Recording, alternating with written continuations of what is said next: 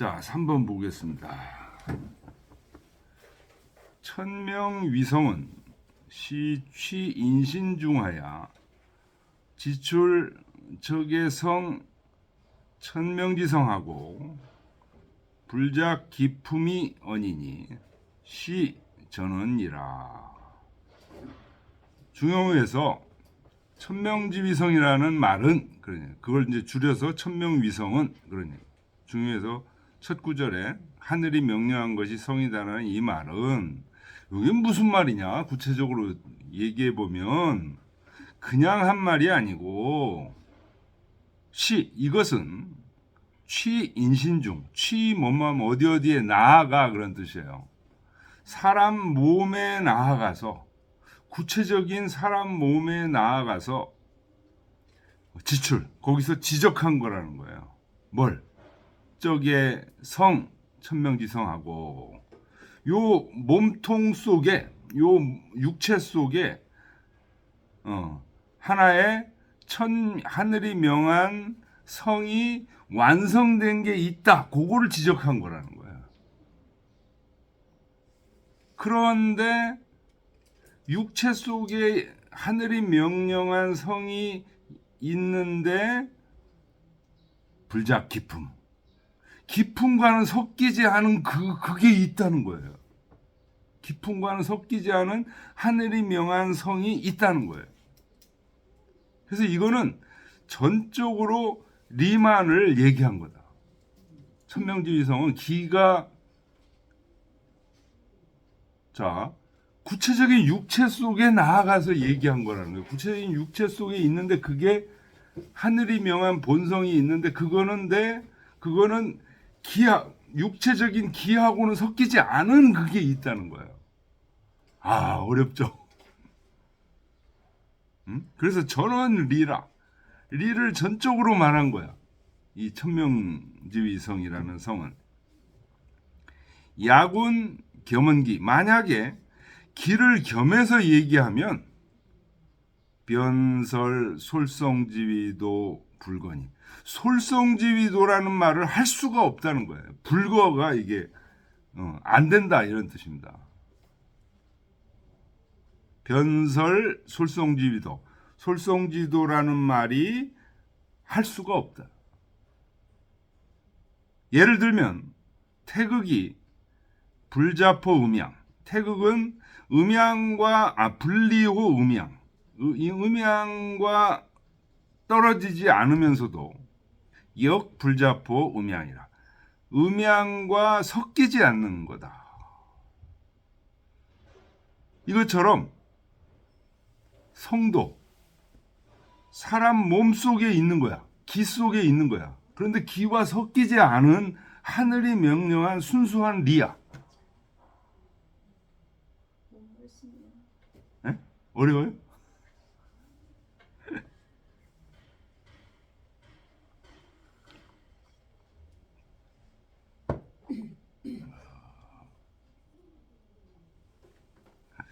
요게 참 어려운 얘기면서도 우리 성리학에서 얘기하는 진리의 본질이에요.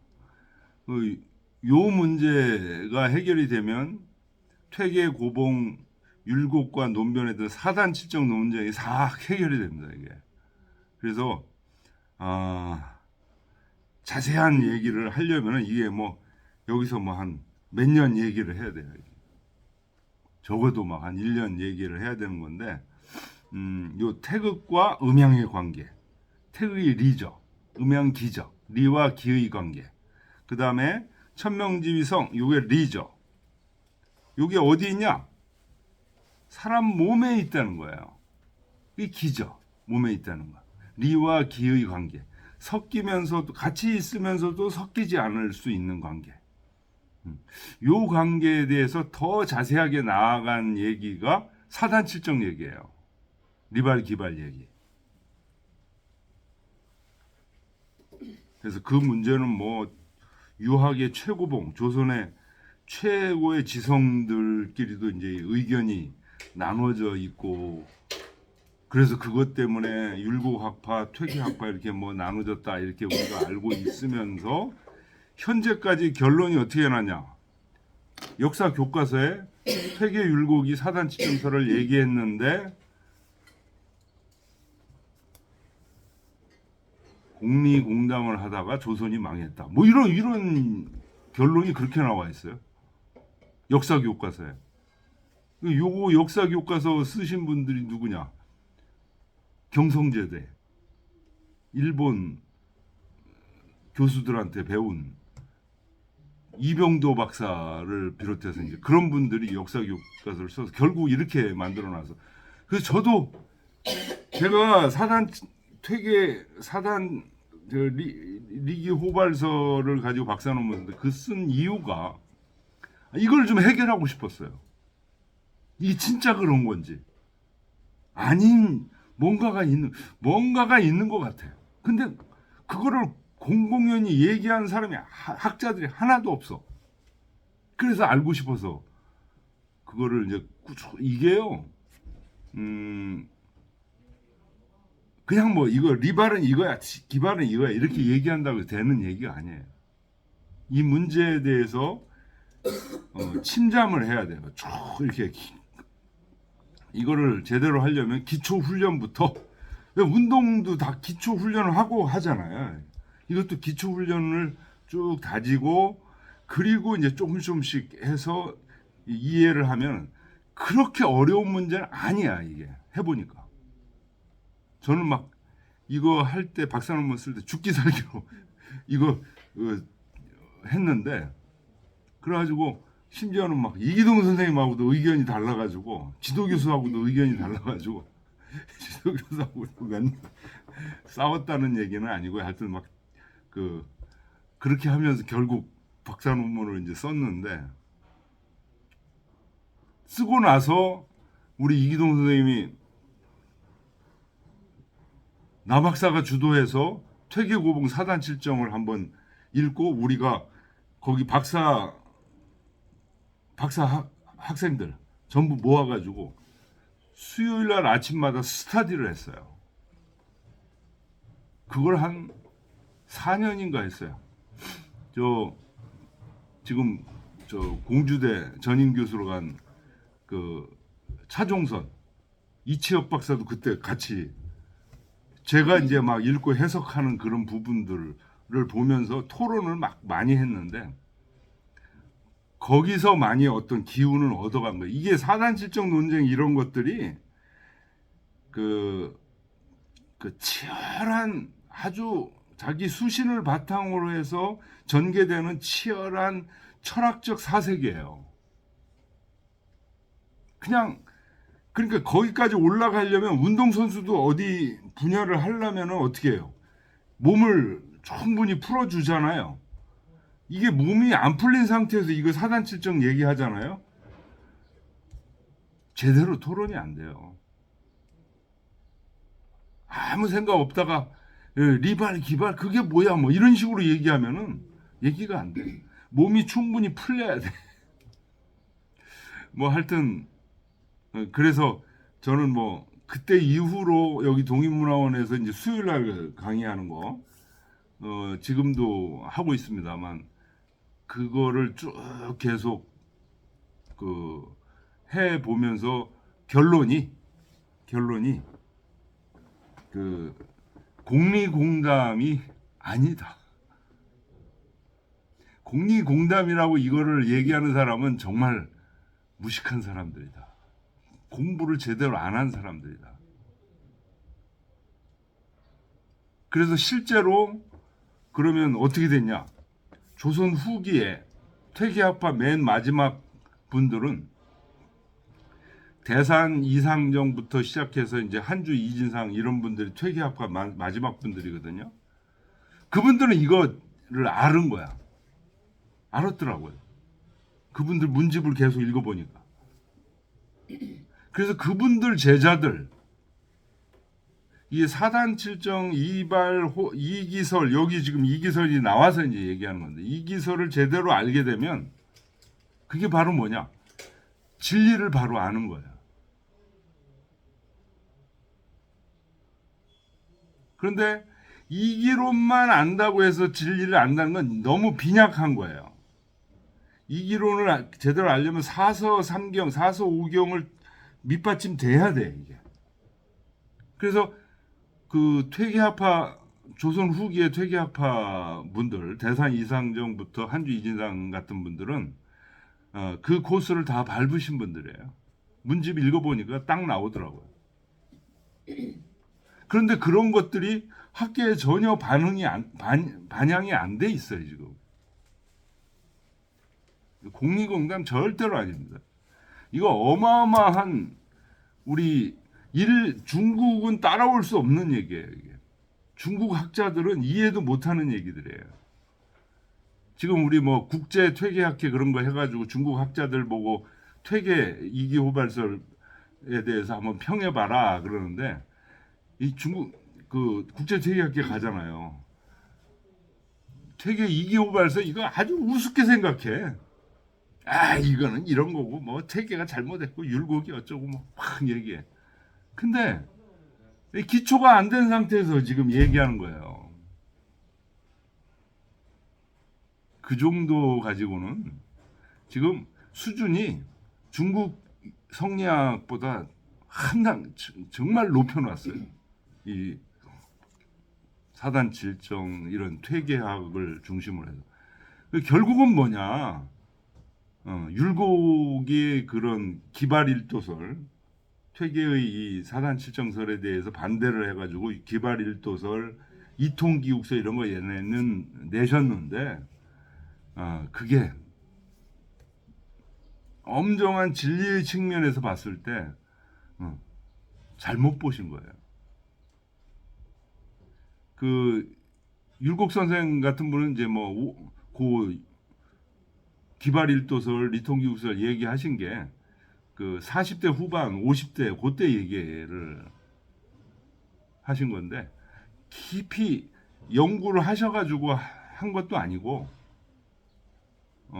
원래 정치에 굉장히 관심이 많아서 정치 막 이조 좌랑도 하고 막 그렇게 하시다가 이제 그 탄핵을 받아가지고 이제 몰려나면 그런 걸 좀 하시고 이제 그런 건데 율곡은 전문적인 학자는 아니에요.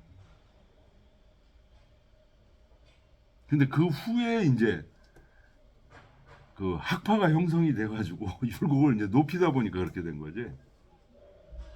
그 철학적 깊이 면에서 따라올 수가 없습니다.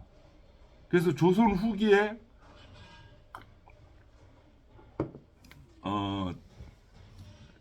제 평가는 조선 후기에 그 조선 유학의 문제 아쉬웠던 점은 뭐냐면 이분들이 이 퇴계 철학의 이 이기 호발설 이런 거를 이해하기가 굉장히 힘들었던 거예요. 실제로 유학자들도. 그러니까 율곡설이 선명하거든요. 그러니까 그쪽으로 다 간 거예요. 그러다 보니까 퇴계 철학이 제대로 이해가 안 되다 보니까 그런 상태로 정치의 집권은 또 이 율곡학파에서 했잖아요. 여당이었잖아요. 그것도 한 150년, 200년간 여당이었잖아요.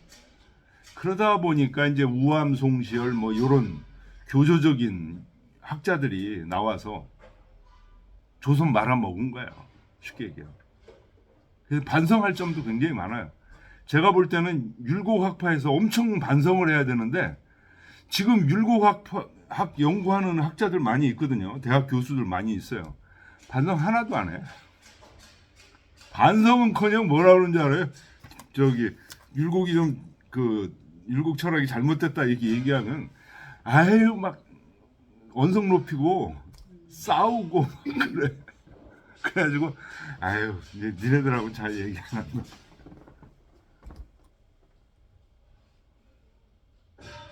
근데 제가 이거를 저는 저 퇴계학회 뭐 이렇게 가보면 거기 뭐 자손들 뭐 종손들 뭐 이렇게 막 모여 있어요. 근데 저는 요만큼도 섞인 게 없어요. 퇴계학하고 이 진리를 추구해서 찾다 보니까 여기에 뭐가 있네. 그걸 이제 느낀 거예요. 그래가지고 그걸 계속 이제 파다 보니까 그걸 이제 박사 논문 쓰고 우리 이기동 선생님 이제 도와주시고 또 박사 논문 마지막 쓸 때는 이광원 선생님 또 논문 심사위원으로 들어오셔가지고 하시고 그래서 이제 알게 된 건데 그래서 저는 지금 그 퇴계학 연구원 그쪽 퇴계학회 가보면 거기 뭐 그 혈연 지연 뭐 이런 거로 연루돼서 오신 분들이 굉장히 많은데 그분들이 퇴계 철학을 조금 해도 알아? 하나도 몰라. 퇴계 철학 모르고 그냥 우리 할아베 이런 거예요. 우리 할아버지 뭐 이런 거 할배 뭐 그래서 속으로는 좀 그 할아버지 얘기하려면 그 할아버지의 그 얼마나 위대한 철학이 뭔지를 알려고 엄청 노력을 해야 되는데 그런 거는 뭐 별로 신경 안 쓰이고 그냥 이렇게 외형적인 거를 하시는데 어쨌든 지금 여기 리기 얘기 이거를 퇴계 선생이 엄청 깊이 들어가신 거예요.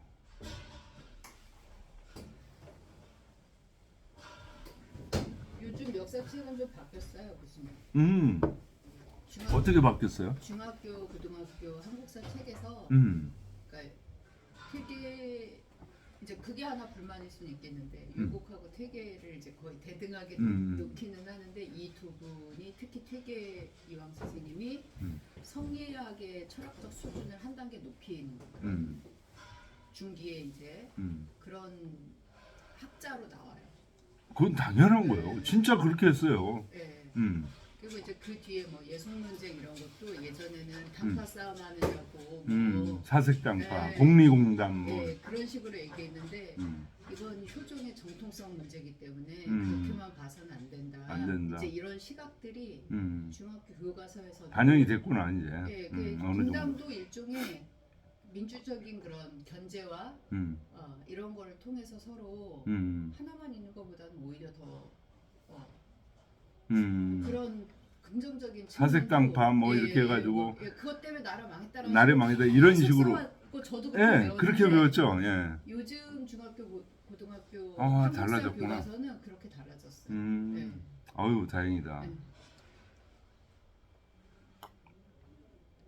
근데 이제 더 이게 정립되려면 지금 우리 학계에서도 전문 학계 동양철학 학계에서도 이게 퇴계 선생의 이기 호발설이 뭐 올 얘기하는 건지 아직 정립이 안 됐어요.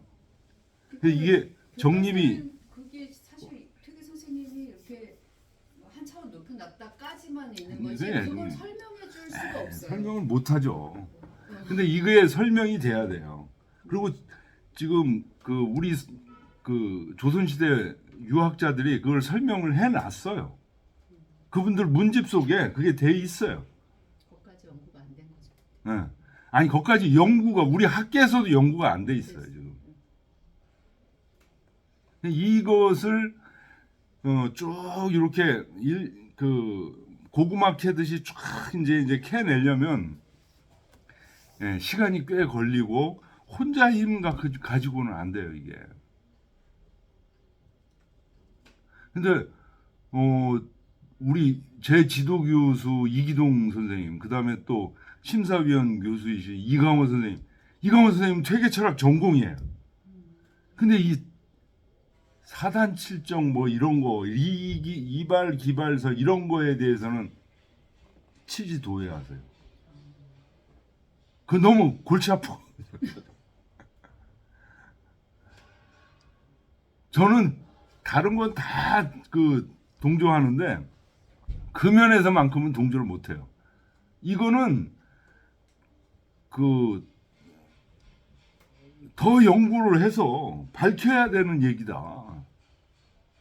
근데 이게 밝히는 게요.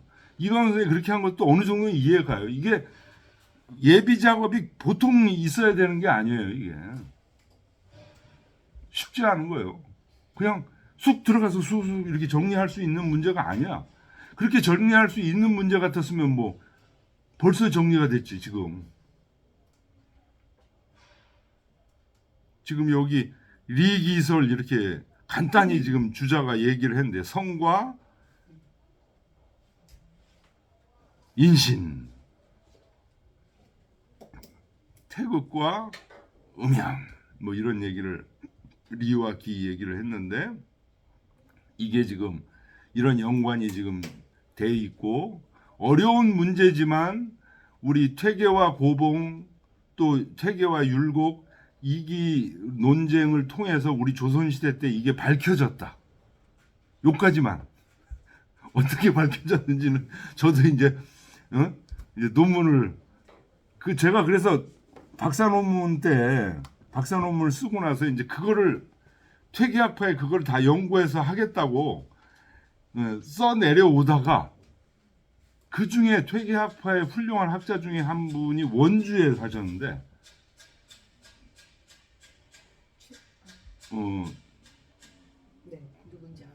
원주에 사셨던 분 계세요. 오래되니까 이름도 잊어버렸네. 성이 정씨예요. 정다산의 정과 같은 정다산의 그 선배신데,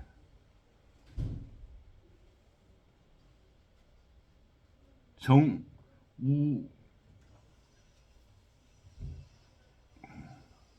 이따 이제 생각 안 나요. 그분 이제 원주에서 계속 계셨던 분인데, 그분 이후로 우리가 잘 알고 있는 성호 이익 선생 있죠. 네. 성호 이익 선생도 이 문제에 엄청 관심이 많았어요. 여기에 진리가 다 들어있다. 그래서 이 문제 사단 칠정에 대해서 책도 쓰고 그러셨어요. 그런데 이제 결론이 안 나. 이게 어려우니까. 율곡은 이렇게 얘기했고 퇴계는 이렇게 얘기했는데 어떤 게 맞고 어떤 게 막 이렇게 얽혀지니까, 그러다가 1700년 말기쯤에 대산 이상정이라는 분이 안동에서 이제 나오셔가지고,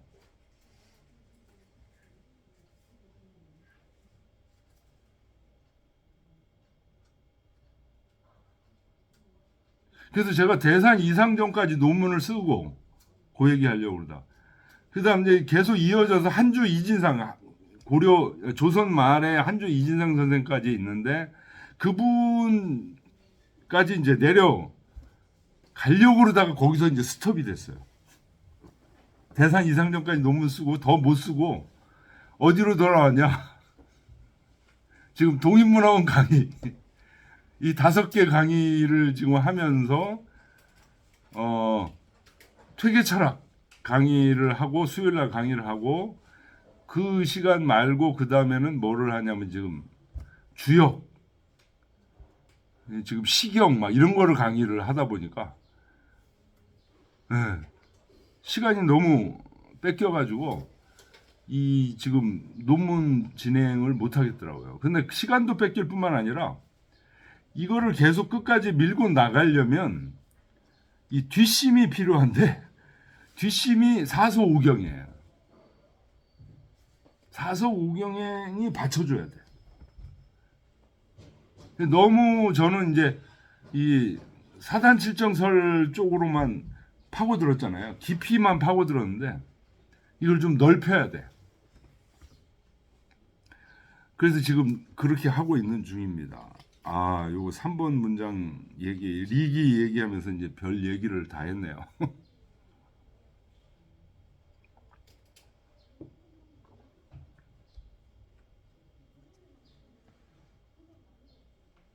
자, 4번. 천명지위송은 자 지시종 원두설이니 만물이 개지동저일계 원두라.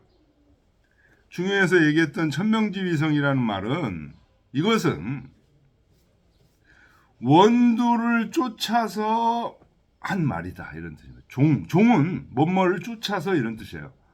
원두. 여기 지금 김수길 선생님은 원두를 근원과 머리 이렇게 나누어서 해석을 하셨는데, 보통 그렇지 않습니다. 원두가 하나의 단어예요. 근원이면서 제일 시초가 된다는 의미에서 이제 두를 쓴 거예요. 원두. 그러니까 쉽게 얘기하면 이게 하느님 자리예요. 가장 근원적인 것을 쫓아서 한 말이다. 천명지위성이라는 말은 모든 것의 근원 자리, 하느님 자리에서 얘기한 거다, 이런 뜻이에요. 만물이 개, 찌, 동, 저 일개 원두라. 만물이 모두 이 근원, 이 하느님을 동일하게 갖고 있다, 이런 뜻이에요. 이런 얘기는 만물이 그냥 뭐 서양 기독교 구약이라든지 이런 쪽을 보면 만물이 창조됐다 이렇게는 얘기해도 하느님을 공유하고 있다 이런 얘기는 이게 좀 바꿔서 하는 얘기지만 이거 할 수 없는 얘기 아니에요? 서양 뭐 기독교적 시각에서는 여기 동적의 원두라. 이 원두를 같이 하고 있다 이런 얘기.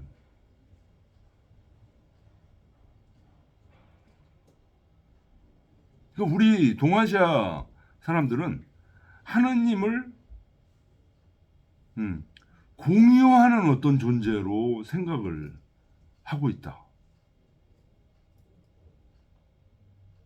서양에서는 만물은 하느님에 의해서 피창조주 이런.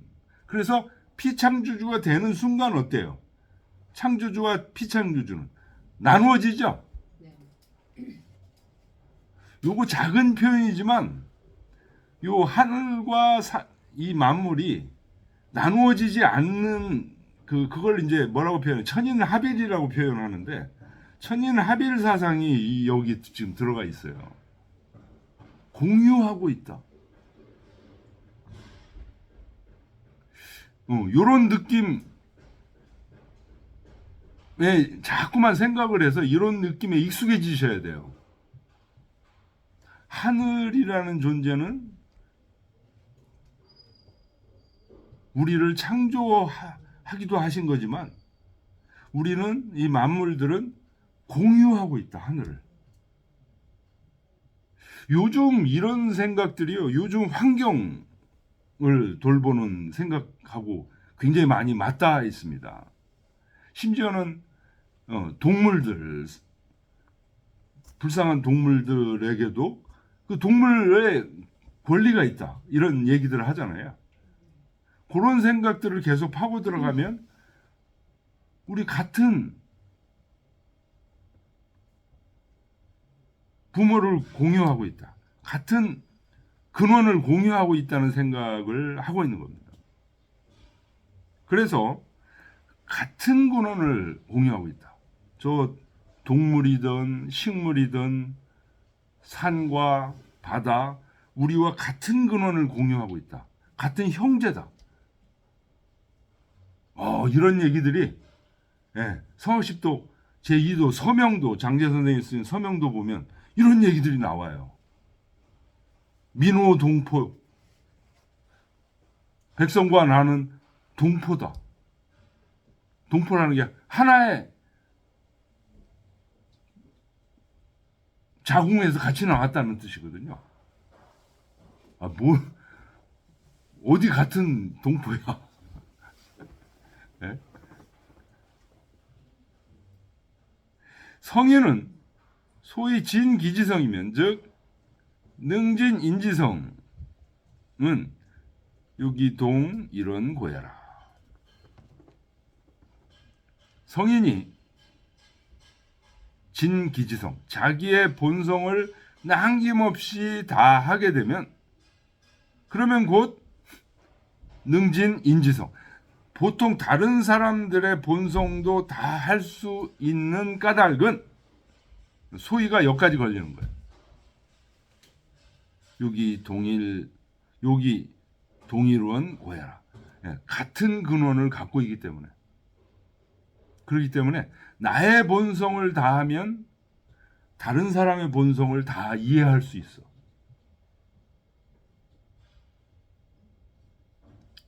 그래서 우리 유학에서 가장 중시하는 것은 능진기지성입니다. 자기의 본성을 완벽하게 다해야 하는 거. 이게 중요해요. 이게 우선적으로 중요해요. 근데 우리 일상생활에서 잘 한번 살펴보시면요. 우리는요, 자기를 안 돌보고 꼭 남 얘기를 하기를 좋아해.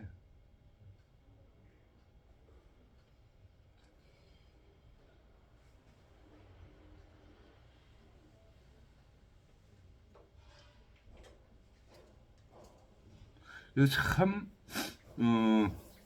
유학 공부 제대로 하기 시작한다는 거는요, 남을 얘기하기 전에 자기 문제점을 발견할 수 있는 거. 그래서 그걸 하나씩 하나씩 고쳐가는 즐거움을 터득하는 거. 이게 이제 수기지학인데요. 이게 이제 실천적으로 작동할 수 있냐 없냐. 이게 진기지성이 바로 그 얘기입니다. 근데 요게 발동되기가 쉽질 않아요.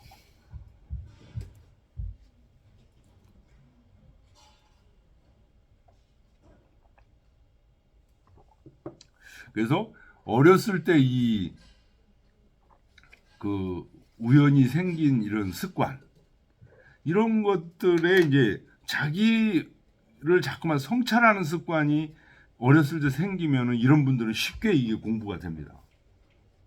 근데 어렸을 때부터 그게 전혀 생기지 않고 꼭 남의 것에만 이렇게 관심이 가 있는 분들은 이거 나이 들어서 이걸 고치려고 하는 게 굉장히 힘들어요.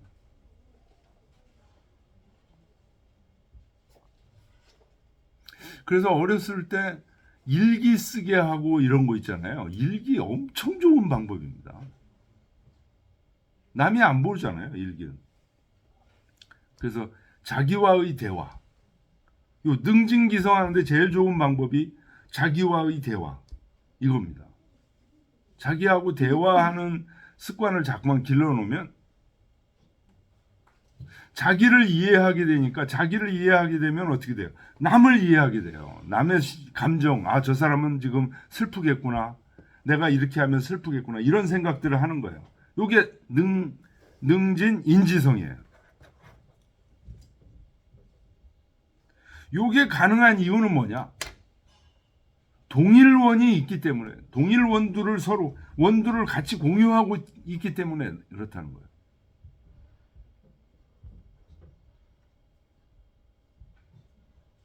이 동일 원두라는 것도 눈에 보이는 그런 어떤 물건이 아니고요.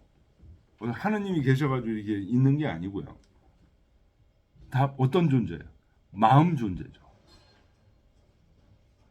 동일 마음을 공유하고 있는 거예요, 지금.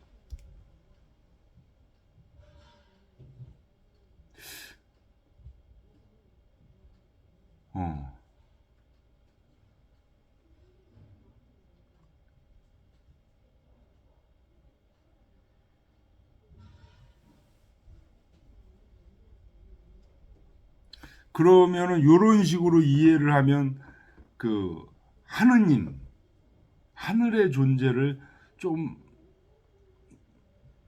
가깝게 이해를 한 거죠.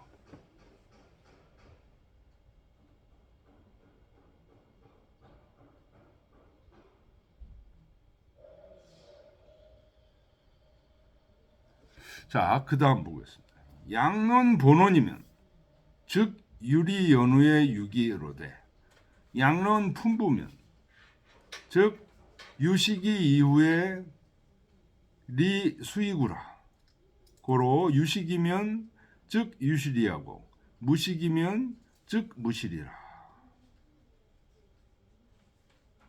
자, 그래서 또 좀 이제 복잡한 얘기인데요. 본원을 논하게 되면 이 본원이 바로 앞에서 얘기했던 원두입니다. 원두. 원두라고 표현하기도 하고 본원이라고 표현하기도 하고. 본원을 논하게 되면 유리, 이 리가 있은 연후에 이 기가 있게 돼. 아, 리기론 얘기가 또 나와요. 근데 요거는 공식으로 외워두시는 게 좋습니다. 본원을 논하는 측면에 있게 되면 항상 리선기후예요. 리선기후. 리가 있은 연후에 기가 있으니까 리선기후.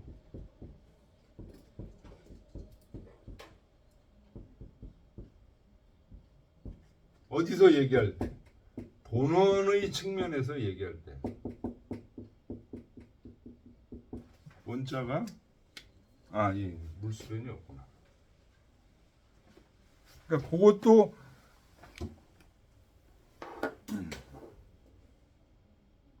그런데 양론 품부라는 거는 이제 하늘로부터 우리의 기질을 품부를 받는 거예요. 품부면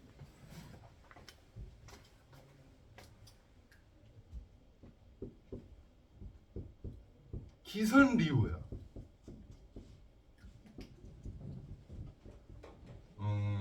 리후다 그러면은 또 저기 하니까 기선리수다. 지금 이런 얘기. 품부 쪽이라는 건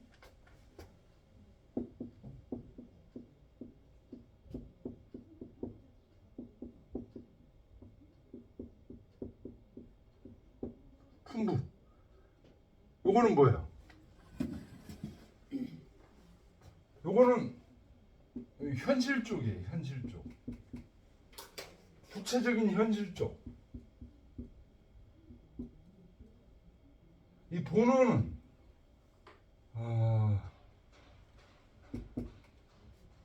그거하고 좀 다른데요. 서양 철학으로 얘기하면 그 이데아 쪽이에요.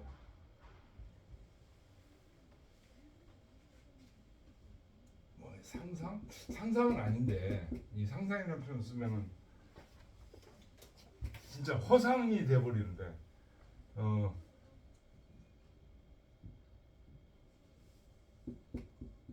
관념이라는 표현도 쓰면 안 되고. 근데 하여튼 이런 쪽이에요. 이런 쪽. 추상도 아니고. 추상과 이 서양 사람들은 이걸 전부 관념 추상으로 이해를 해요. 이거. 그런데 우리 동아시아 학자들은 이걸 형이상으로 이해하죠. 형이상. 동아시아 표현을 하면 이게 형이상이고 여기가 형이하예요. 이거는 형이상 형이하 표현은 주역 개사전에 나와 있는 표현이니까 이건 가능해요. 근데 서양 사람은 저걸 추상관념으로 얘기하고 동아시아에서는 이걸 본원, 원두, 리선기후 이렇게 얘기를 하는 거예요. 그 다음에 형이하. 그래서 형이상으로 얘기할 수도 있고 형이하로 얘기할 수도 있다. 형이하로 얘기할 때는 기가 먼저야. 리가 따라와. 형이상으로 얘기할 때는 리가 먼저고 그 다음에 기가 있는. 우리가 흔히 본 형이상이 그럼 뭐냐?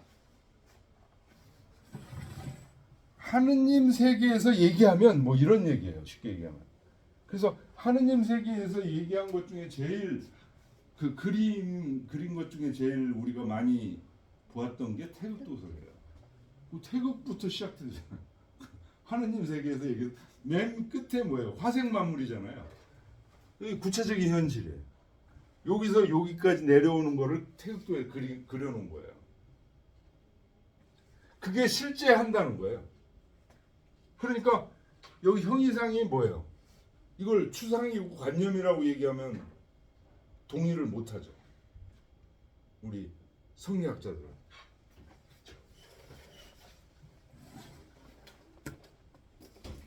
예, 어서 오세요.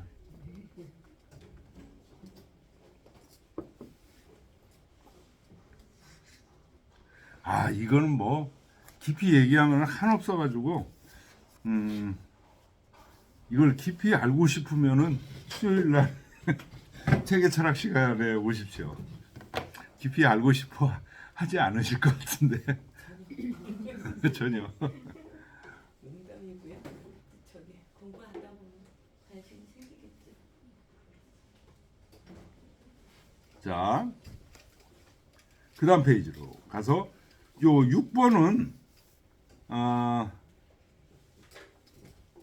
좀 생략하겠습니다. 너무 깊이 들어간 오상하고 건순까지 얘기한 건데 좀 건너뛰겠습니다. 우리 저 윤재철 선생님께서 조금 그 반복하는 거는 좀 건너뛰자고 저런 얘기를 그때 안산 갔을 때 이제 하셨고 박효정 선생님도 또 그거 동의하셨고 두 분도 동의하시면은 다예요? 네. 왜냐면 이게 저기 되풀이 하면서 내용을 숙지해야 되니까. 그런 면도 있어요. 글자 보는 게 아니잖아요. 음.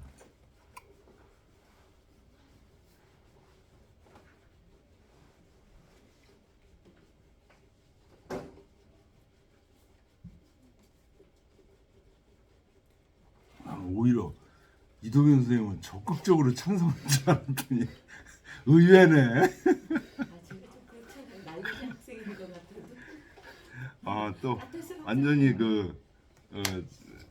이제 동영 선생님이 네. 너무 똑같은 말 계속해서 지겹다 그러셔가지고 그랬지. 아 미안. 아 그건 지금 게으른 학생이고. 근데 그 말씀도 일리가 있어요. 이게 뭐냐면 어려운 얘기이기 때문에 그럼요.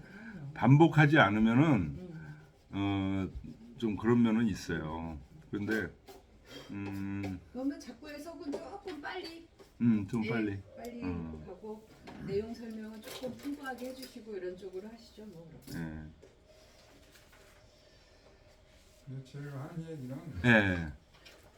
뭐 중용만 가지고 이렇게 오래 걸리면 너무 이제 다 함께 하고 한 싶어요. 해를 다 보내지 말고 좀 빨리빨리 예. 다른 세계도 좀 가자 얘기죠. 물론 월요일에서부터 계속 나오면 좋겠지만 그렇지 못하니까. 빨리빨리 네. 하자. 중용하고 그 다음에 이제 주역 할 거거든요. 네. 주역도 좀 보시고 싶고 이제 이런 거죠. 그거는 이제 동의하시잖아요. 네. 아니 다 보는 거에는 다 동의를 하는데 이제 그 봤다고 아는 게 아니니까. 그렇죠. 다지면서 봐야지. 아유 우리 이도경 선생님이 제가 좀 그- 했었잖아요. 예, 좀 그냥 뭔가 이렇게 끝까지 이렇게 물고 늘어지는 성격이 있어. 이게 이제 이 개로 표현해서 제가 죄송한데 불독 성질이 있어. 근데 이 진리 공부하는 데는요 좀 이런 게 있어야 돼요. 네. 이런 게 있어야 뭐를 이렇게 그러면 저도 이렇게 굉장히 즐거워요. 근데 하여튼 뭐 그런 게 있습니다. 자, 6번 그럼 좀 빨리빨리 진행해 보겠습니다. 문 오상지 덕에 하고로 첨갑 건순 이자 있고 오상덕 오상의 덕에 무슨 연유로 더했습니까? 그래 더해 주었습니까? 그래 건순 두 글자를 더했습니까? 이게 무슨 말이냐면요. 지난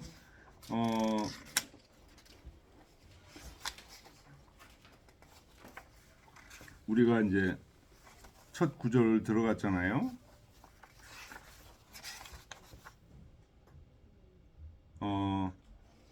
83쪽 보세요. 천명지성 솔성지도 수도지교 이제 자사가 하신 말씀을 주자가 이제 풀었잖아요. 풀었는데 83쪽 보기 보면 이 음양오행으로 화생만물에 기성형이 리역부원하니 유 명령야요 어시에 인물지생이 인 각듣기 소부지리하야 2위 건순 밑줄 치세요. 이 건순 얘기하는 거예요. 지금 건순. 오상지덕 이렇게 됐잖아요. 네. 오상지덕이 뭐냐면 인의예지신을 오상지덕이라고 그래요. 근데 인의예지신 앞에 건순을 붙여놨다는 거예요. 건순 오상지덕. 이 건순 오상지덕이 다 아까 리기로 얘기했을 때는 리예요. 리. 요게 성이다 이렇게 주자가 얘기하면 성이 뭔지 뭐 이게 성이 뭐 추상적으로 굉장히 하늘이 명한 게 성이야 그렇게 얘기하는데 우리가 공부했던 건순 오상지덕 건순은 건은 그 주역에서 나오는 얘기입니다. 주역에서 건괴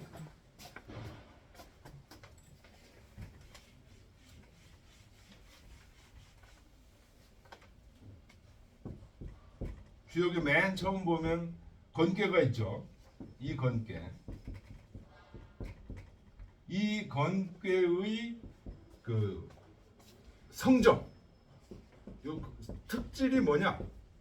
이거다. 이렇게 이제 이 씩씩할 건이다. 이렇게 주역에 정의돼 있어요. 그 다음에 곤 6개의 이것의 성정이 뭐냐? 특징이 뭐냐? 순. 이거 땅이잖아요. 땅은 그래서 지금 여기 건순이라고 얘기를 한 거예요. 건순. 건순이라는 건 사실은 뭐예요? 음양을 건곤을 얘기하는 거고 건곤은 음양을 얘기하는 거예요. 음양 오행. 우리 보통 음양 오행 이런 얘기 많이 하죠. 음양 오행. 음양 오행의 덕. 이게 바로 건순 오상지덕이 성이다라고 주자가 지금 정의해 놨어요. 어렵게 생각하지 마. 그랬더니 주자한테 지금 이 질문을 하는 거예요. 이 사람이. 뭐라고 질문하냐. 아니, 오상지덕이 인의예지신이 성이라는 건 이해하겠다는 거예요. 근데 왜 거기다 건순이라는 거를 첨부했습니까? 이런 얘기. 그랬더니 주자왈 오행이 내 오상냐요. 오행은 뭐예요? 수화목금토가 오행이죠. 네. 그것이 오상. 수화목금토가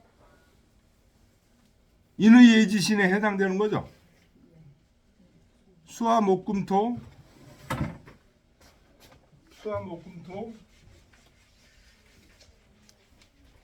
그거 표시를 해놓은 게 있죠. 여기 책에. 이 90페이지 보면은 그 오행과 오상 이렇게 그려놨죠. 목화, 토, 금, 수 이게 오행이고 목에 해당되는 게 오상에서는 인, 화에 해당되는 게 예, 토에 해당되는 게 신, 금에 해당되는 게 의, 수에 해당되는 게 지. 그런데 여기서 인과 예가 뭐에 해당되는 거냐? 건에 해당되는 거예요. 또 의와 지가 뭐에 해당되냐? 곤에 해당되는, 음에 해당되는 거예요. 음적인 성질을 갖고 있다. 그래서 그 위에 이제 그렇게 자 이런 게 있다 이렇게 이해를 하시면 돼요. 자 그래서 다시 돌아와서 6번으로 돌아와서 오행이 오상이요. 건수는 음양 두 글자에서 나온 거다. 기후 음양이면 수첨 차 이자라. 이미 음양이 있으면 이 건순이라는 말을 첨부해야 된다. 그러냐. 첨부해야 시득 비로소 된다. 그러냐.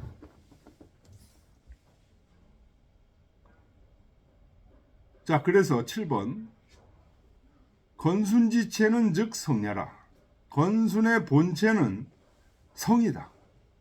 이것을 합해서 얘기하면 건순이요. 나누어서 얘기하면 이게 인의예지라는 거예요.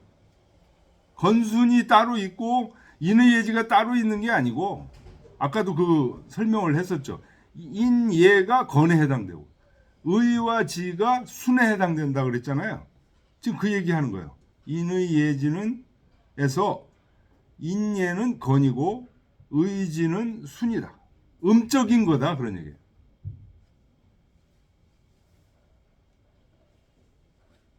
요 계절로 또 설명하면은 또 충분히 되는데 인이 봄에 해당되고 예가 여름에 해당되고 의가 가을에 해당되고 지가 겨울에 해당됩니다.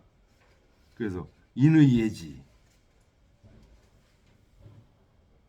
그래서 흔히 그림을 이제 이렇게 그리는데요.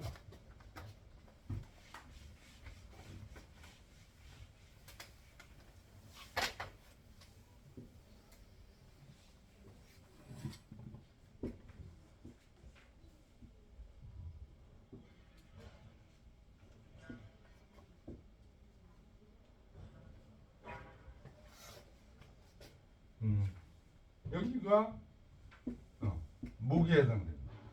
목이고 인이고 계절로 치면 여기가 춘이고. 자 여기 이제 그 이 양의 기운이 여기가 겨울이에요. 동이고 여기가 수에 해당되죠. 수에 해당되고 여기가 지에 해당돼요. 지. 여기가 겨울에서 동지 때부터 양의 기운이 조금씩 나오기 시작해가지고 이 봄을 거쳐서 여기 이제 여름이 되는 거죠. 여름이 되고 여기는 화가 되고 여기는 예가 됩니다. 아주 서로 공경하고 이해가 돼요. 여기가 이제 양이 극성해진 상태. 양이 극성해지면 바로 뭐가 또 생겨요? 음기가 생기기 시작하는 거예요. 그래서 여기가 가을이고 여기가 가을은 강합니다. 그리고 여기가 뭐에 해당돼요? 인의 예지에서는 의에 해당돼요. 그래서 음기가 이제 극성에 달하면 다시 또 양기가 나오기 시작하고 이게 순환한다. 그래서 인의 예지는 우리 인간 본성에서 이제 얘기한 거고 이것의 진리가 추나추도 사계절로 돌고 있고 오행으로는 목화금수 가운데가 이제 토가 되겠죠. 이런 식으로 그 얘기하는데 이걸 두 개로 나누면 어떻게 돼요? 이쪽은 양, 이게 건에 해당되는 거예요. 이쪽은 이게 순에 해당돼요. 양, 순. 이걸 네 개로 나누면 인의 예지. 뭐 이렇게 되는 겁니다.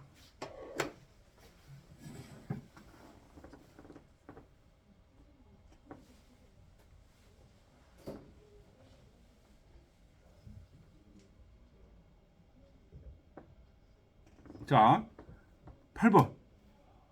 북계진시왈. 천은 고시 상천지천인. 유직헌대 즉 리시하라. 7번은 안 하세요? 7번? 안 했나요? 건순지체는 즉 성녀라. 건순의 본체, 건순이 뭐였어요? 건곤이었죠? 건곤이 음양이죠? 네. 음양의 본체는 성이다. 이것을 합해서 얘기하면 건순이 되고 이걸 나누어서 얘기하면 인의 예지가 된다. 그래서 인예는 건이 되고 의지는 순이 된다. 이런 얘기.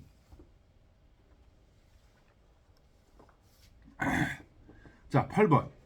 북계진시왈 천은 고시 상천지천이니. 여기서 얘기하는 하늘. 천명지성할 때 천은 이거는 상천지천 위에 계신 하느님을 얘기하는 거예요. 요약해서 말하면 요지컨대, 즉 이거는 리다.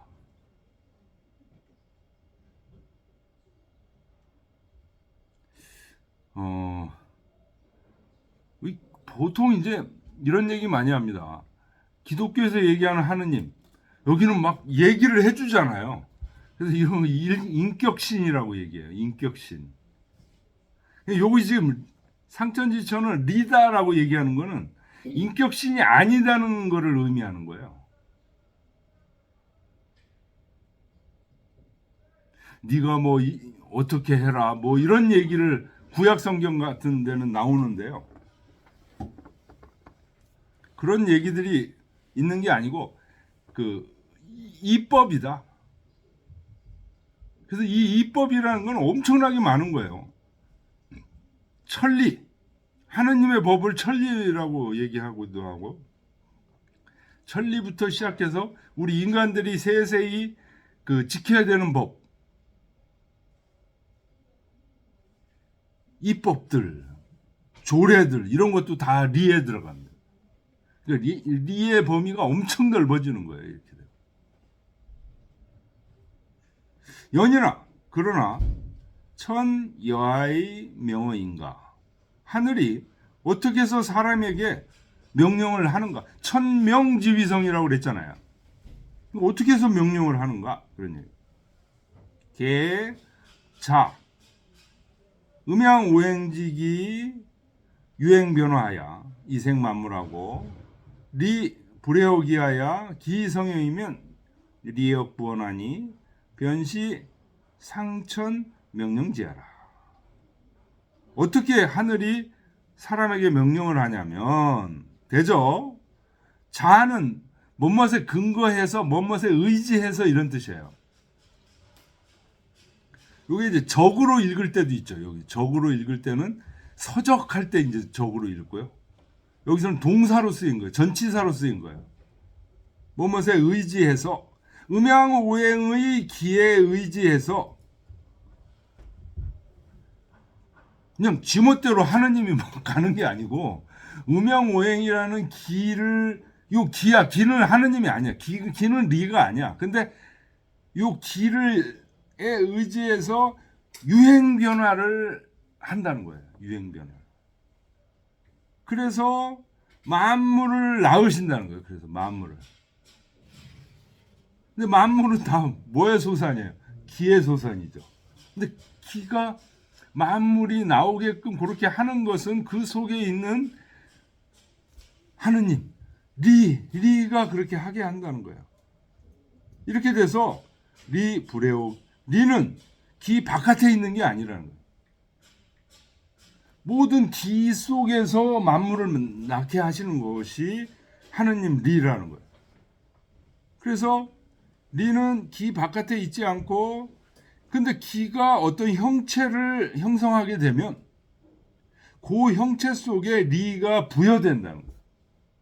사람이라는 형체가 형성되면 사람의 리가 부여되고, 개의 형체가 완성이 되면 개의 리가 부여된다. 그러니까 요 형체적 측면에서 보면 기가 먼저지. 기가 먼저예요. 근데 그 원리적 측면에서 보면 리가 먼저야. 이것이 바로 상천, 하느님이 만물을 명령시키는 방법이다.